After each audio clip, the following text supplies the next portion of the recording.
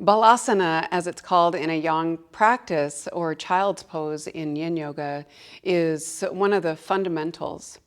But depending on someone's ankle mobility or knee processing or hips or low back, there are a lot of factors that enter into this pose that might be super easy for some people, really challenging for others.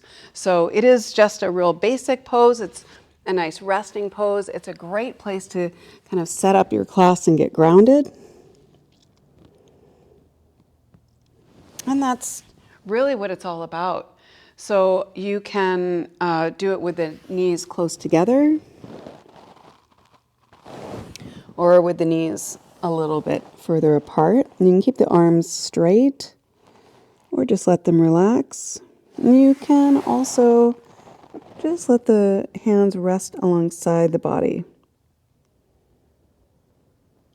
This is an awesome option. Make sure you grab your blocks here. So in this modification with the arms alongside the body, I love to just put some blocks under my shoulders.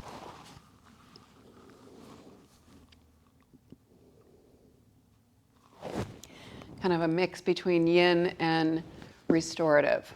All right, so if you've got a student that has limited ankle range of motion, you can always recommend that they tuck the toes. Some people, if they're new to this kind of movement as well, this flexion of the foot can cause cramps in the arches. So the answer to both of these things, limited range of motion in the ankles or cramps, is to tuck the toes. It's still child's pose.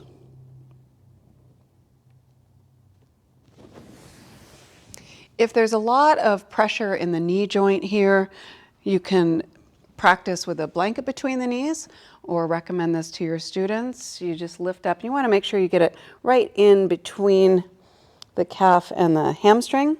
Just shove it right on into the back of the knee. And this takes a lot of the pressure off of the knee joint.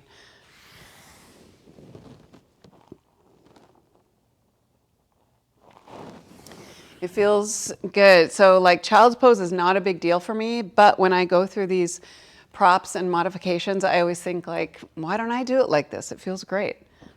So if there's even less range of motion, which is going to be the case a lot of times, you can grab something bigger. And then it's going to be more of a case of getting it in between the heels and your butt. God, could I like work that out? Then it's going to be just between the heels and the butt. You don't have to worry about getting it in between the knees. This is more about just giving them something to rest on.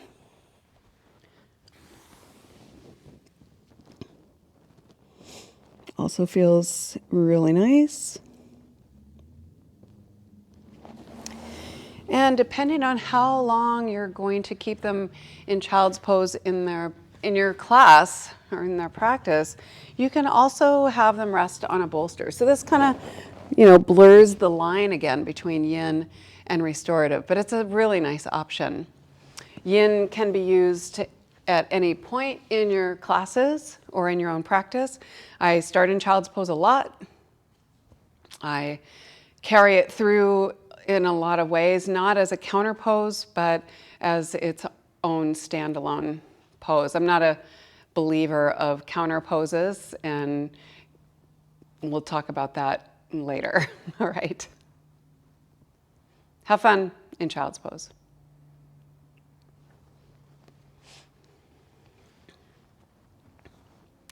So I like to use child's pose. I like to start a class in child's pose or just use it throughout the practice. And it's also just a nice offering to recommend to your students to do on their own whenever they feel like they just need to get a little bit grounded or calm down or get back in their practice. Alrighty? Have fun with it.